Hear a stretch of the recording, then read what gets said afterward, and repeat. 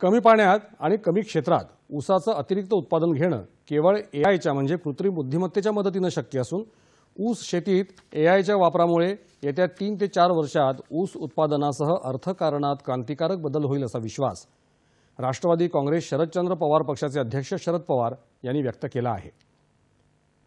साखर उद्योगाला झळाळी देण्यासाठी एआयचा प्रभावी उपयोग या विषयावर पुण्यात बारामती इथे आयोजित कार्यशाळेचं उद्घाटन शरद पवार यांच्या हस्ते आज झालं, त्यावेळी ते बोलत होते।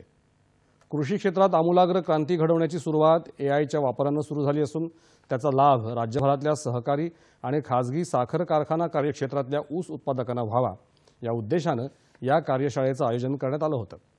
या कार्यशाळेमध्ये एआय संदर्भात अमेरिका, आयर्लंड, इंग्लंड आणि दुबईमधल्या तज्ज्ञांनी मार्गदर्शन केलं। बारामतीजवळच्या कृषी विज्ञान केंद्रात ऊस शेतीच्या प्रात्यक्षिकाची पाहणी करून एआय तंत्रज्ञानाच्या वापराबद्दल प्रत्यक्ष मार्गदर्शन देखील करण्यात आलं।